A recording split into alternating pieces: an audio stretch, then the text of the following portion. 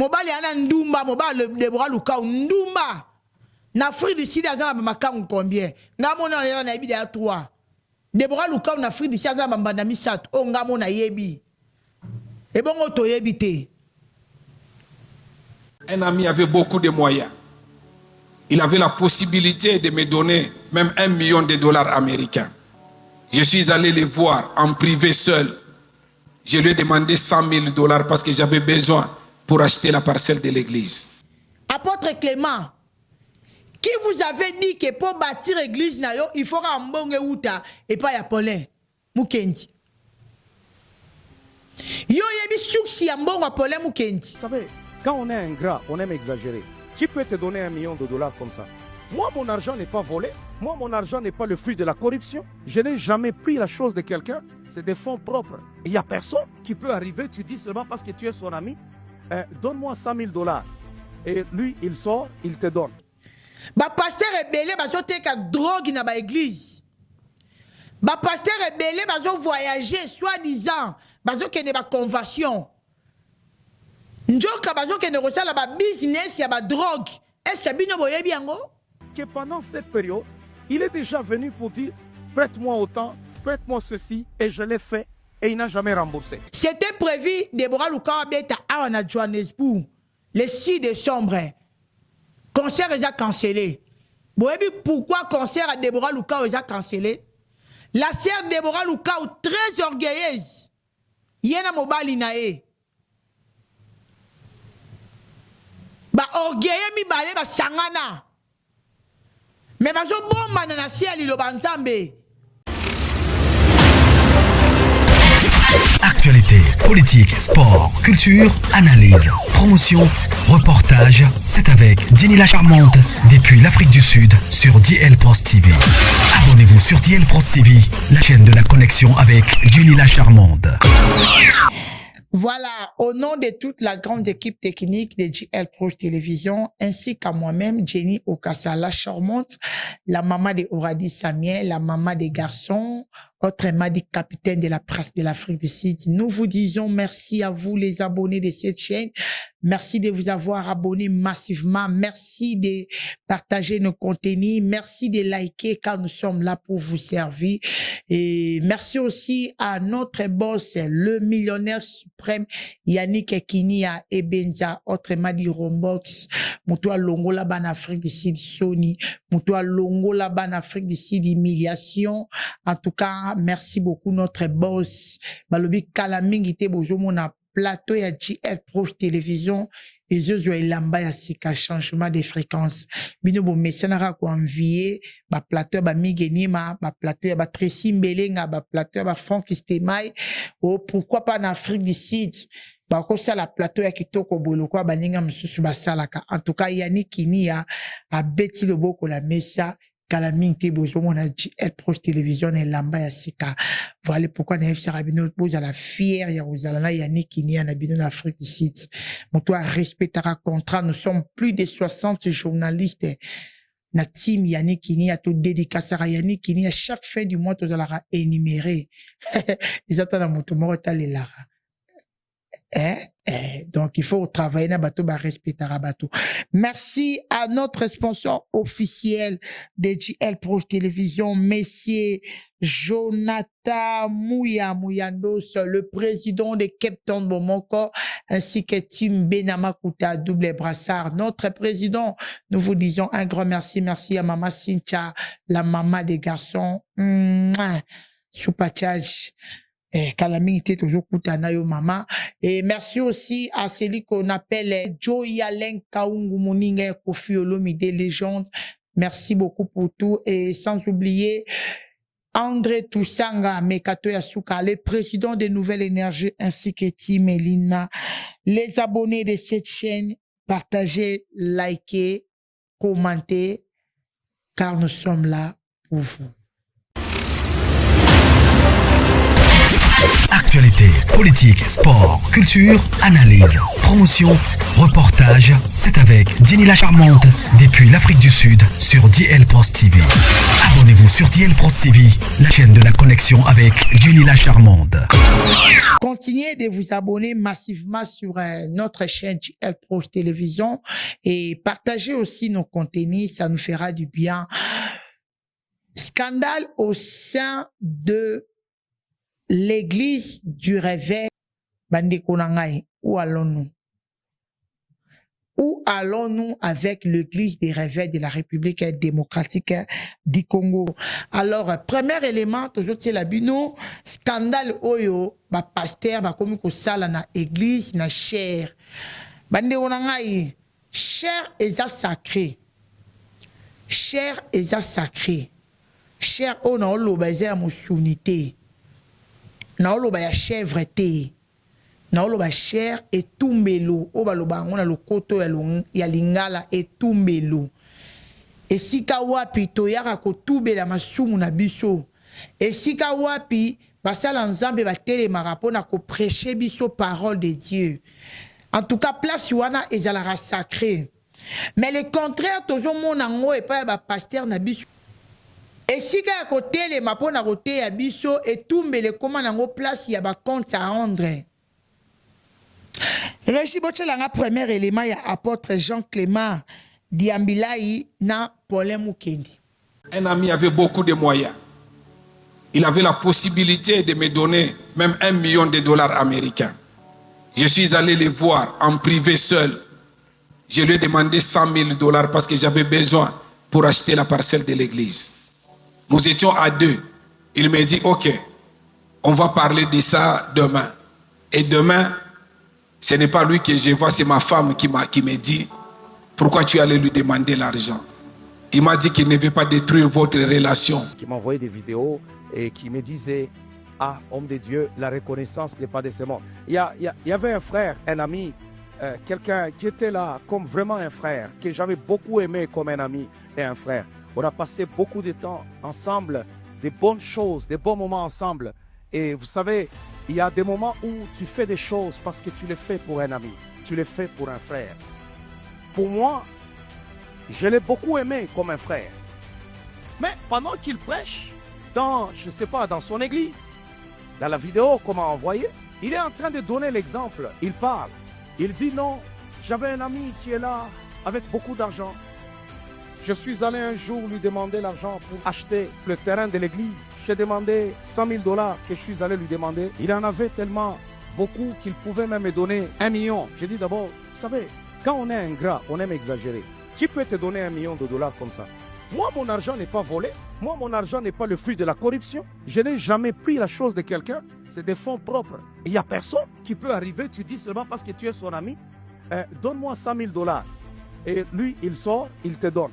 Il a oublié, quand il donne son exemple, il a oublié que pendant cette période, il est déjà venu pour dire, prête-moi autant, prête-moi ceci, et je l'ai fait, et il n'a jamais remboursé. Maintenant, tu n'as jamais remboursé, et tu viens maintenant demander $100 000. Même une banque va te dire, quelle est ta capacité de remboursement? Il dit, vous n'avez jamais vécu l'humiliation. Regardez les ingrédients. Peuple de Dieu, to fongola misu na lolenge ya ba pasteur oyo. Lolenge ya ba pasteur ya boye esengeli na bango te baza na bandimi na kati église. Et tout melo e comme place ya ko régler ba compte. Et tout melo e comme place ya bambwa kela. Na place o ba pasteur ba ya kote ya bana nzambe, liloba ya nzambe, ba ya kote ya bango repentance. Ba pasteur ya Congo ba komi kozwa etumbe le place o ba ko bwaka bambwake la. Tomoni image o ya apôtre Jean-Clément Diambilai na pasteur Paulin Mukendi. Jaguar Mazwanda, maréchal, topesi mbote, bisi kozwami. Pasteur apôtre Jean-Clément na matea na ye azoteya azako se référer na histoire ya camaraderie na ye bazalaka nango na pasteur Paulin Mukendi. Na obenga bino ba pasteur mais bato ba olanda biso bino nde boko commenter bolo ba soki baza ba pasteur to baza ba pasteur te. Parce que côté la image oyo pasteur a eu micro ate ya bana nzambe na place ate ya liloba ya nzambe pasteur a komi na ye ko bwakela muninga na ye pasteur mbwakela. Pasteur Clément a réglé compte na pasteur Paulin Mukendi. Pourquoi? Parce que tango bandaki kotonga église na ye asala qui appelle la pasteur Paulin. Parce qu'à l'époque, pasteur Paulin a déjà rejoint mon solo na ye. Et ça dit que apôtre Clément a ye pas muninga na ye. Pour bazala ki baninga, bango niyo surtout batakatanga. Bango niyo surtout batakatanga batamulilo ba moko. En plus, c'est ce qui vous remarqué. Ba pasteur oyo baza tout autour ya scandale. Et ça ba pasteur ya ekolo o na roikolo na télévision te. Bocha ba commentaire. Ba scandale union surtout ya ba pasteur na République démocratique du Congo. 90% et ça ba pasteur ya ekolo wana. To éviter pour président de la République aza muto ekolo wana yango ba pasteur ba komi go ya relaxa biso ke bangonde baza ba commando. Pasteur yokangai bandimi ozo kamba baza bandimi na yote. Moi je suis servante dédiée à l'église La Louange.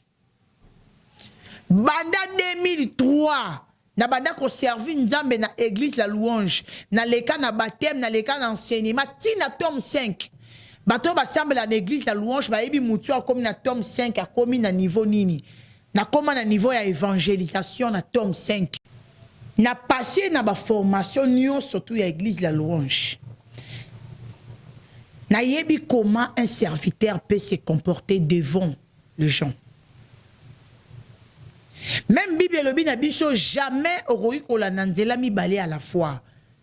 Très cher pasteur. Soza pasteur businessman.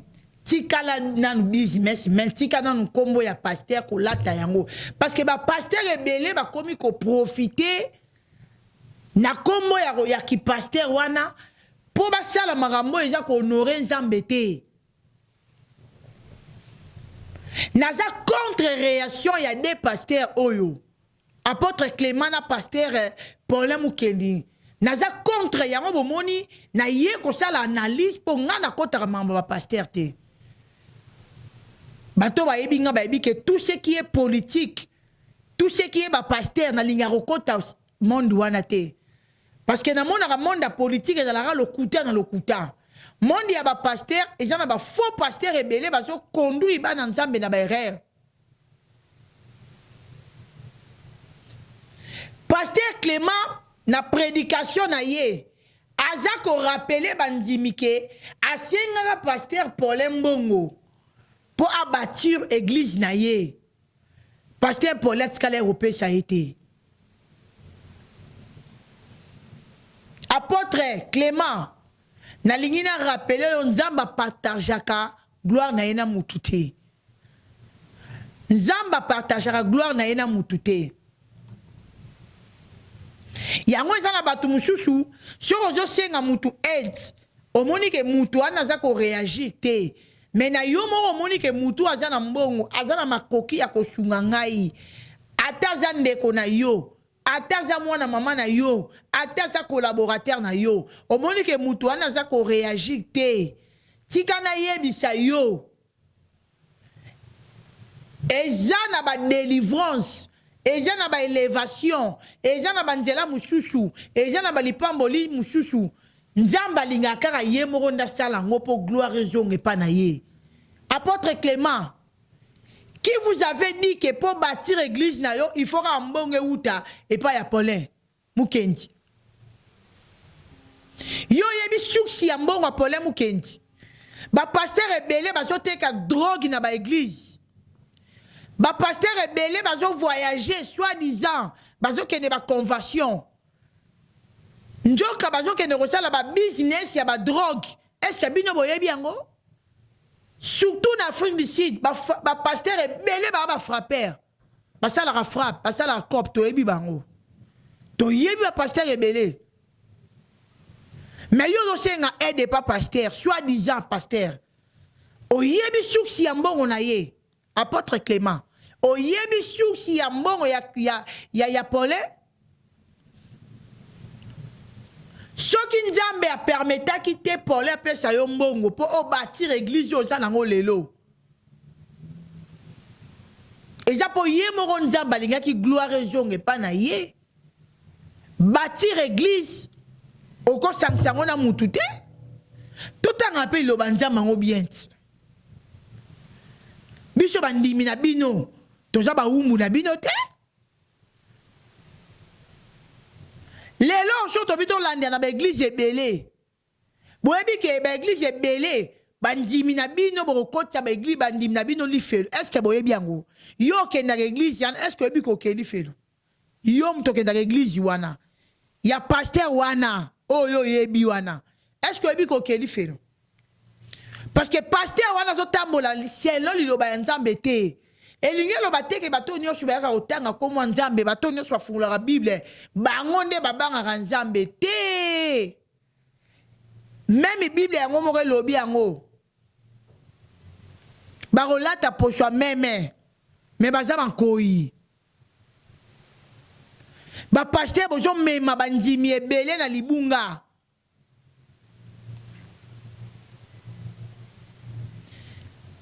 Cher au telemi liboso, cher au telemi liboso et tout melo. Teya bana Nzambe liloba Nzambe, teya bana Nzambe repentance. Les autres moments dans l'église est belé, bah comme on à kaka bénédiction, bénédiction, bénédiction, bénédiction. Maintenant la repentance. Royaume des cieux. Est-ce que vous avez bandimi nabino?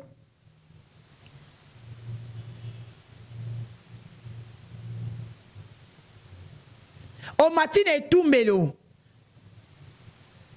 Ojo rappeler ba sali Nzambe, ojo rappeler bandimi, ojo rappeler ba serviteur o bazana kati église wana ke na senga ka polembongo pola pimela ngai.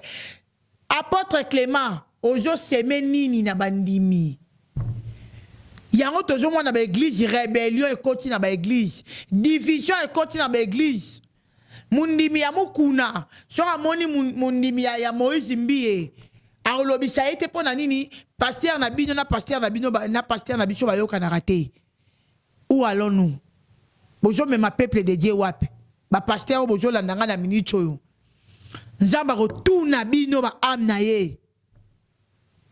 Nzamba retourna bino ba âme na ye. Bino bazo bino bato bozo détruire ba âme de Dieu. Bino ba pasteur bozo mema ba sala Nzambe na libunga. Ne touchez pas mes wenge pas dans les raté. Parce que ngamu na servante de Dieu. Na yebi ba pasteur ba tambola na nzela ya kubanga Nzambe. Na zala na se ya makolo ya ba pasteur oyo ba tambola na kubanga Nzambe. Kino lelo oyo. So za pasteur te na roya ko dénoncer yo.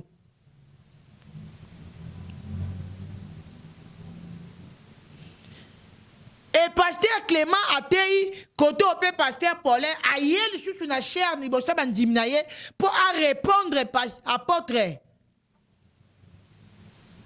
Na ebité bosa ba apôtre bosa ba pasteur yango même ngamo pe na confusion. Bokoma ko ba titre pour na ko influencer ba na Nzambe.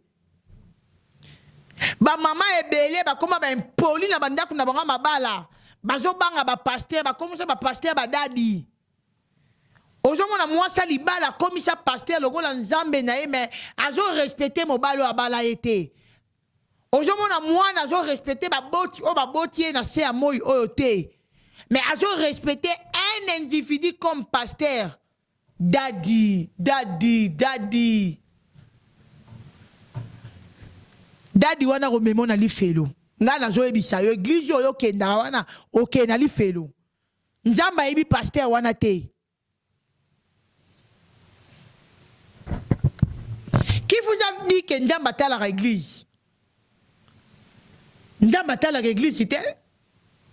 Ba pasteur, ba évangéliste, baza liboso na biso rapona ko orienter biso pona ko enseigner biso parole de Dieu. Baza banzambe te. Yo mona te que non o ana problème basa la nzambe babondeli. Aujourd'hui on peut solution te. Nano mona ngote. Mais yo mo kota na chambre na yo chamba bolon la sie. Ça la repentance. Bondela. O mona o nzamba ko sala la yo. Ngai moko naza awa. Naza mwana serviteur de Dieu. Pareil naza pasteur serviteur de Dieu. Batu nyonso baleka na nzela na ye. Ata moko takikala ko sanga mwana. Libonde lini na salelanga te. Pasteur na ngai asema na ko seme. Ponga na jwa mwana. Mais na tikala ko jwa mwana te. Jusqu'à ce que Nzambe ye moko tant na bandi ba prière à repentance. Nzamba selinga ngolo. Tant na bandi ba prière à sémence. Na bandi ko pesa ba mama vefi biloko. Na bandi ko honorer ba mama.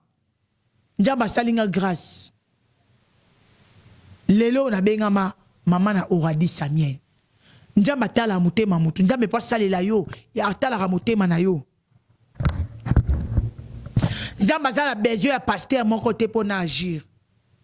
Nzamba za la besoin église mon côté pour agir. Certes Nzamba ko utiliser grâce oya tchekati ya baumbu na ye.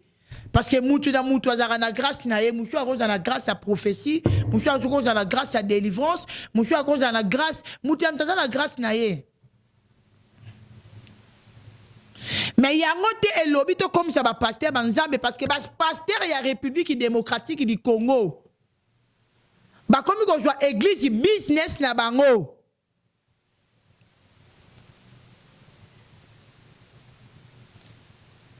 Pasteur Paulin Mukendi oyo. Ba scandale union sur les cas na République démocratique du Congo pasteur wa zala na 4. Paulin Mukendi yo côté ya bandimino nini. Bonjour koko sabiso na église biso bino mo ba famille na bino bonjour soutenir ba famille na bino te bonjour kabola ba famille na bino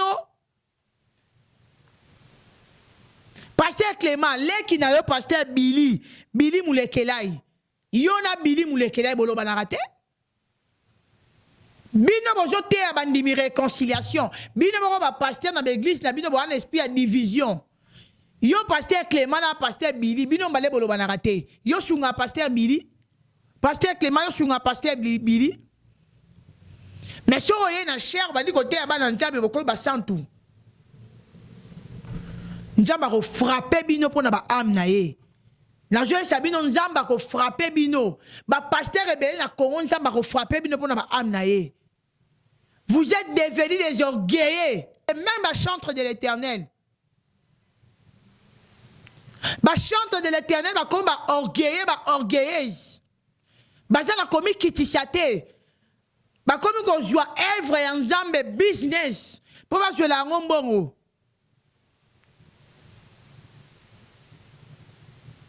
calamité en Afrique du Sud au mona awa na Djobu c'était prévu les 6 si je ne me trompe pas les 6 c'est sur l'affiche ya Deborah Lukao. Affiche à Deborah Lukao concert n'a annulé. Vous savez pourquoi sert Deborah Lukao concert n'a annulé à Johannesburg? Orgueil. Deborah Lukao très orgueilleuse. N'a mobile naé. Orgueilleux. Tiens la mission affiche à Deborah Lukao. C'était prévu Deborah Beta en Afrique du Sud.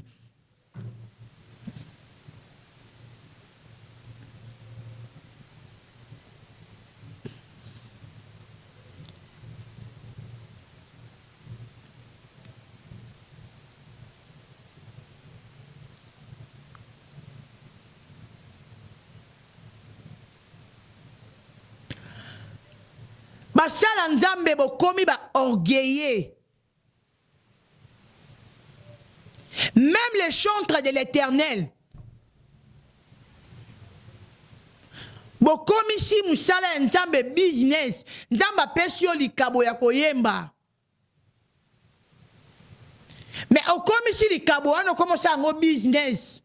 Rachid, tu as affiche à Deborah Lukaou. Tu as affiche à Deborah Lukaou. C'était prévu, Deborah Lukaou à Johannesburg, le 6 décembre. Concert est déjà cancellé. Pourquoi concert à Deborah Lukaou est déjà cancellé? La sœur Deborah Lukaou, très orgueilleuse. Yena mobali nae. Ba orgueilleux mi balé ba sangana. Mais bazo bomba na ciel lo banzambe. Ba comme si likabo surtout mobala Deborah Lukaou. A comme si Deborah Lukaou lokola na habitation na ko lo ba ona mnoko nini. Marchandise na ye.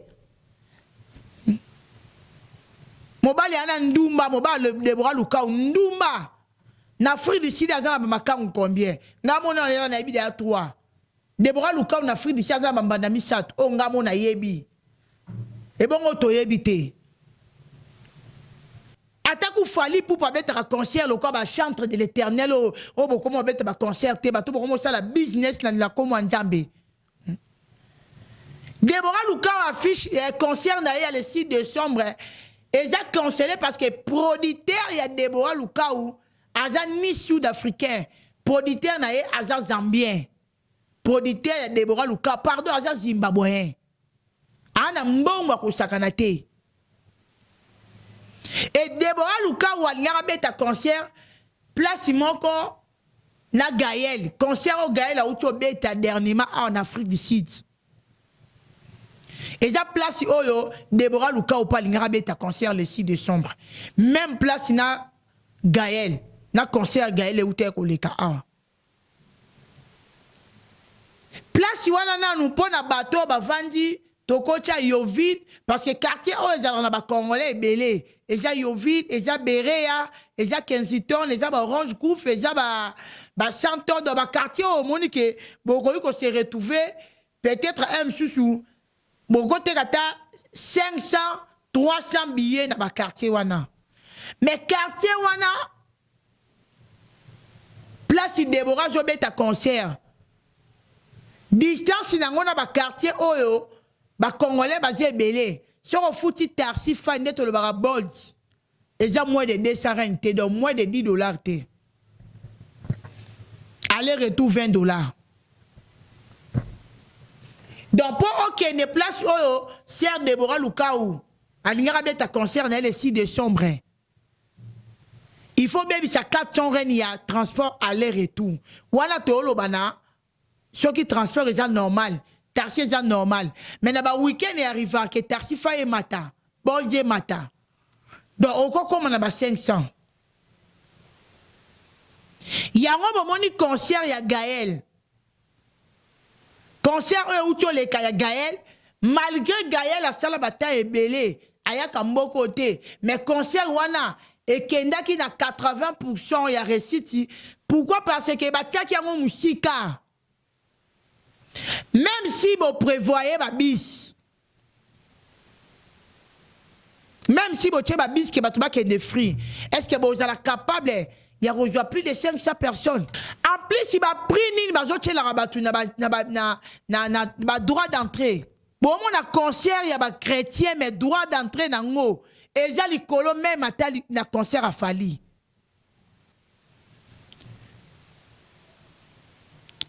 Puis il y a concert à Deborah Lukaou.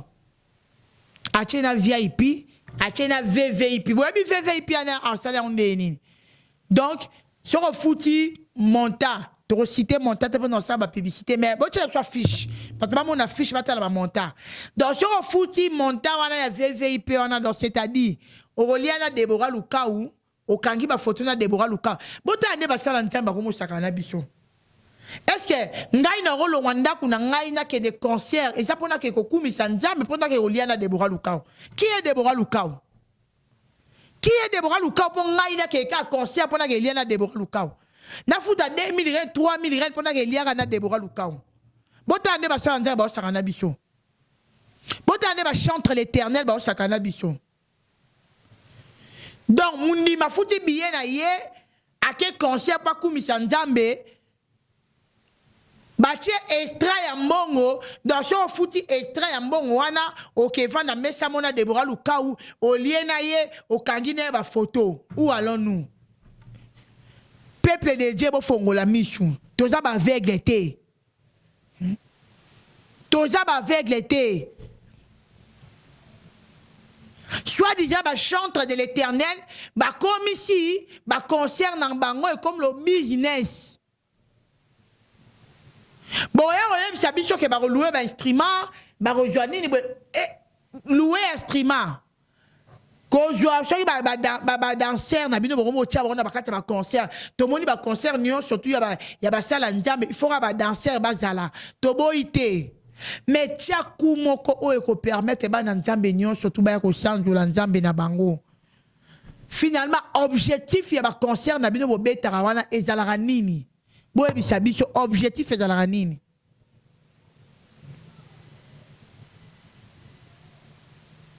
Pe jamais au mona musicien chrétien abeti concert na suka nango akero sala donnet to mona pa ba fali pour pa ba sala ngo ake abeti concert na suka nango azu mwa mbongo mukie ake ko aider ba to Goma. Toi qui est la fondation moko boya ke ko kabela bana ba orphelin to tigala ko mona ngo pa musicien chrétien te. Monsieur chrétien moko ta beta concert neti Moïse Mbie o to beta concert jo ata mbongo mukie wana ozu ata 1% mbongo ozu Moïse Mbie kene nango ko aider ba orphelin na ba veuve to kene nango na Goma to kene nango na ba hôpitaux oyo ba soldat na biso ba blessé de guerre baza na kata ba hôpitaux au monde nango pa monsieur chrétien te ba sala ngo te. Mais na ba musicien to benga ba musicien profane ba musicien ba païen na biso au monde nango faire que ça lango héritier ça lango fallait ça lango ino si bien ça lango mais bo tchara ba shiba ba droit d'entrée à cher poani. Pourquoi bo tchara ba droit d'entrée? Au-delà ba droit d'entrée bo za ba partenaire ça ba église. Ba concert rebelle betama au monde ba église ba zo soutenir bino. À part l'église, et dans la campagne, monsieur, sur la terre, masanga ya sans alcool, ba soutenir rabino. Ba pasteur rebelle, ba zo mbongo, mais ba zo partager na ba collaborateur, parce que c'est un business. Bino ba comme c'est église business. Alors tant que ça la business, il faut partager avec tes collaborateurs. Et tant que pasteur a payé et collaborateur a payé la pasteur. À mon que pasteur a kabela imbongo te. Pasteur a un bon rebelle automatiquement il est pas au Kenya que ça l'église n'a même pas de mimousus. Et ça copie comme l'église bongo. Église est comme un cop. Et comme un cop va pasteur. Il y a un moment où le pasteur va comme belé na mboka la biso parce que bazo kabate mbonga mabonja et ça la yemoro pasteur. Maman pasteur na banana ye bandimi bazo souffrir ba collaborateur bazo souffrir mais au moins na pasteur na mi tout ka cher ba Range Rover pasteur ba Mercedes ya cher pasteur a okende Dubaï pasteur a okende ça la bota la bino pasteur a okende ça la retraite na Dubaï pasteur a okende ça la retraite na Dubaï mangenge les sous Dubaï pasteur a okende ça la retraite na Dubaï na Chine.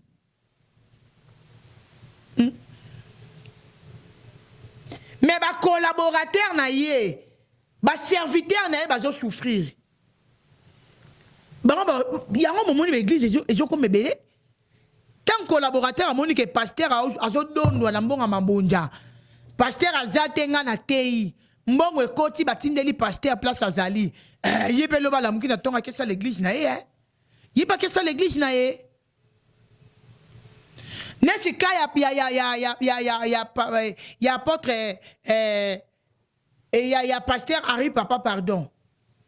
Bon moi dit que frère Azio loba na ba regret nyo surtout frère Azio déclaré Henri Papa moulage à Kabarate. Henri Papa moulage à Kabarate. Azo zo mbongo, azo zo ba contrat ebele. Azo partager na bato ba beti la ke musique te. Ato yebi ko yemba o beta musique yo moko te. O ozala toujours na besoin ba guitariste, ozala besoin ba tu ba ta synthé, ba tu ba ta mbunda, ozala besoin ba tu ba accompagner yo. Si on joue contrat, yo joue à 60%, 40%, pesa ba tu ba accompagner yo. Basala nzambe bo tika maboko makasi. Bo tika maboko ba pukasi, bozo komisa église business.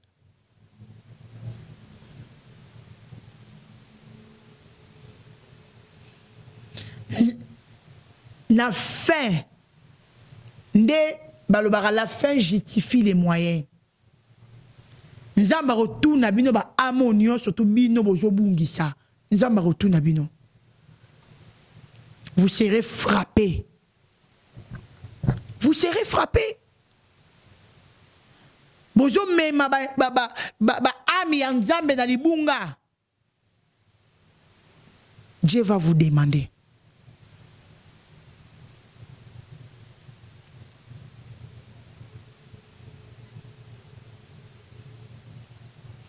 Et tout melo eza place ya côté ya basala côté ya bana nzambe et tout melo eza place ya kosala ba compte à rendre te ba pasteur na biso botika makambo yo bo omona pasteur mobali ya ekopesa pasteur rapport moi si nanga za la salité pasteur moi si nanga yebi ko chocolaté moi si nanga yebi ko soin ya bana te. Pasteur ola benga mondimi afandisa ye enseigner mondimi. Au moins na pasteur na cher ye ona badi ko boakela mondimi mboakela. Boyaka awa bo chanjaka ba kabelo. Na bandaku bo jora ba soeur bandaku na bino te. Next na ebi mama moko mobali na ayaki ko funda ye awa. Pasteur ojo bongi salibala wana tojo détruit libala wana. Maman, papa si on moni na église, pasteur appelle par exemple kaka ba yaki ko yebi sanga, na yebi seri moko, na yebi mondimi moko, pima na église wana. Si on moni pasteur akenaka retraite na Dubaï, bima église wana. Si on moni on a problème ndako ke osenga pasteur a pimelio bima na église wana. Ngam na yebi sibino. Il faut que ma église soit exploiter ma serviteur. Il faut que ma église soit libunga. S'il faut tika nanda ou tika nanda. Nzamba royoka yo. Banda otanga Bible. Genre à 10 minutes, à 5, à 2 minutes à pamba. Chaque jour, otanga passage moko. Parce que ma pasteur oyo to éviter sur ba na biso wapi. To éviter sur ma pasteur ba lingini na biso. Merci na biso surtout bolanda ki émission oyo. Bon s'abonner massivement na JL Pro Télévision et merci na Air Force One papa na Joyce inspecteur à la police. Chapeau bas et merci à FCC héritier Minikou. Défenseur en Banza, Balobi Kalamingite, Tata Lopango ya verré, Yaman Kionate. Et sans oublier Océan Chess comme t'étais le plus compliqué, je te fais de gros bisous. Et j'ai dédié cette émission à mon grand frère chéri, my big bro, patient Ilolo, éternel patron. Mouto a tondé dans sagesse. Voilà, nous. Merci beaucoup et nous sommes arrivés à la fin de notre émission. J'ai dédié cette émission à mon grand frère, my big bro, on a bien écrit big bro, patient Ilolo, éternel patron. Mouto a tourné dans la logique, mais il est belé à Rousseranate. Tamarambo, nous surtout au monde, l'Afrique du Sud, il y a Salamona. Et Banda Pesa va tout devoir, Tilelo. Tu vois, la monde a moutou, monta continue à concert à Bami 100 000 reines. Azate. Yaya, je te fais de gros bisous. Et merci aussi à mon boss, mon papa, mon fils Samuel Tabiala. Vous êtes en Afrique du Sud, comme d'habitude. Comme il y a plus 27 81 32 411 67. na memayo na JK Lounge, restaurant, night club, VIP international. Babi mikolo ba komo benga JK international. Donc na JK ba sud-africain, ba nigérien, ba congolais, ba camerounais, ba pakistanais ba komo kota, ba éthiopien ba komo kota na JK.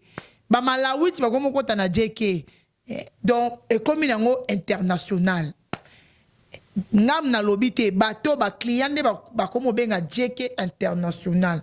Donc ba event saison de kana JK ya rosaranate. Talara ba sud-africain ba adopter JK. Ba bi non.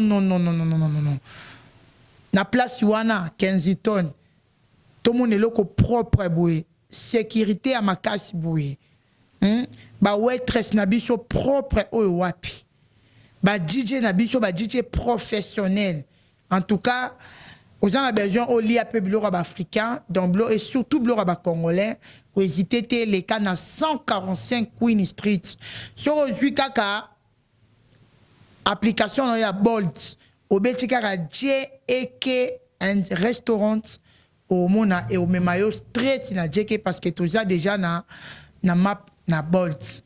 Abonnez-vous massivement sur JL Pro Télévision, la chaîne de la connexion.